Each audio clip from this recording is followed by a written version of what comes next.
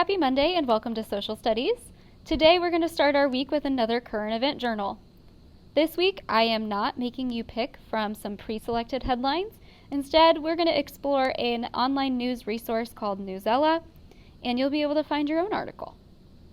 If you have not used Newsela before, don't stress. I will walk you through how to log in and find articles that are appropriate for a current event journal. After we've logged in and explored and picked an article, I'll then come back to this page and walk you through how to set up your OneNote and how to create your current event journal response for week 5. So let's head over to the web browser of our choice. I'm using Safari because I have not yet downloaded Chrome onto my iPad. However, you may use Chrome or Safari.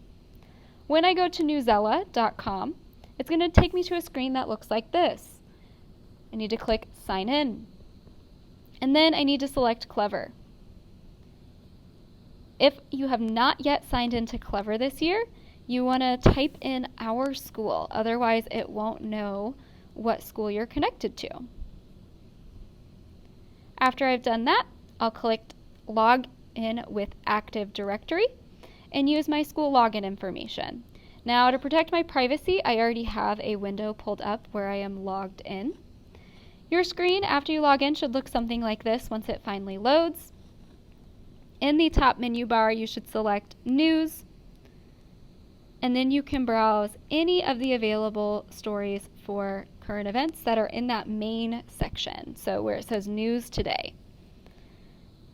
Newsela's website's having a little bit of an issue today, so the photos are slow to load. Sorry about that. Once you have found a story that you think is interesting, so for example, this science article about Hurricane Laura, you can open it and you can change the reading level. Newsela always defaults to the highest reading level, and for some articles, that's like a high school senior. Obviously, none of us are high school seniors right now, so if you need to level it down, go ahead and do that. You also have the option of using the Read Aloud feature so that you can have some extra support. Sorry about that interruption, but we are back now. So I have my article picked out. I know how to set it to a level that is easier for me to understand. I know how to have it read aloud to me in case I need it. I'm now going to read my article, and then I'm going to go back and check my directions. So I have my article, I've read it. Now I can see that we're on step 5. Open your U.S. History OneNote notebook, go to the Journal tab, and create a new page and title it Week 5 Current Event. On this page, we're going to write a 2 to 3 sentence summary of the article that I've chosen, and then write a 2 to 3 sentence response to the article. So it's important to note that even though I showed you that I chose the Hurricane Laura article, or I should say Hurricane Laura article, you aren't required to use that one. You can use any article that interested you. Let's go ahead and set up our OneNote notebooks. So I am already in my U.S. History notebook. I have opened the tab with my name. However, I need to go to my Journal tab. When I'm in there, I'm going to create a new page by clicking New Page at the bottom. Type Week 5 Current Event. And then I'm going to create a text box for myself where I can type my summary, which is 2 to 3 sentences long, and it is just telling me what was in the article. And I can also type my response. And the response is also 2 to 3 sentences long, but it is my opinion, my reaction to the article. It can be other background information. It can even just be explaining why I thought the article was interesting enough to read. After we completed our current event journals, we did some review. On Friday or Thursday, depending on what period you have me, we began thinking of the historical skill called sourcing or evaluating. And sourcing is very basic. To do sourcing, we don't even need to read an article. We just need to look at kind of the basics of it, how it's set up, who the author is, the headline, things like that.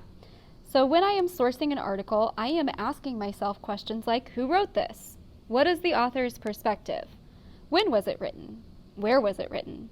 Why was it written? And is it reliable? Why or why not? What we did not get a chance to practice on Thursday and Friday, however, was the use of the sentence stems, and we only practiced as small groups or the whole class. So your homework for tonight that will be due during your next class period, so either Tuesday or Wednesday, will be the first of what we are going to have eventually 4 think alouds. So your think aloud directions are all in OneNote. They are under the assignments tab. If you don't see it under the assignments tab already, you are going to want to drag down and reload. So on the page when you open it, I have some things that I've already annotated on here. You can also do the same with the draw tool if you'd like. You're not required to though, because the nice thing about think alouds is that they don't require any kind of writing or annotating. Instead, you are simply going to look at this article that I have provided for you down below. You can zoom in, zoom out. But the main thing I want you to look at is the headline, the byline, which is where we have the author, who the author is writing it for, and the date. I would also look at the pictures. I would maybe scroll and also look and see what else they include. Like, this is a pretty short article, but I can see that they also include a graph. After I have skimmed or glanced at the article, I'm going to take a look at the Think Aloud questions or prompts, which are briefly describe who wrote this, when was it written, and why do you think it was written? And then you're going to use the sentence starters to guide your thinking even deeper. So things like the author probably believes, and why you think that, who you think the audience would be for this article, what you think the author will talk about beyond the headline, and then whether or not you trust the article. So is it reliable? Do you think it's going to be accurate? After you've kind of thought of that, you can type a script for yourself, or you can just wing it. You'll create a text box by clicking anywhere on the screen.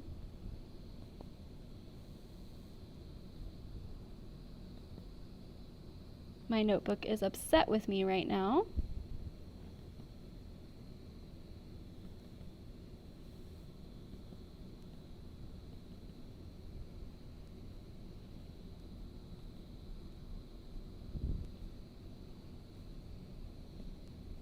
There we go.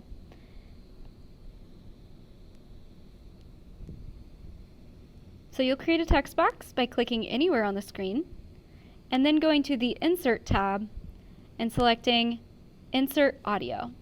Now when you select Insert Audio, it's going to start recording immediately.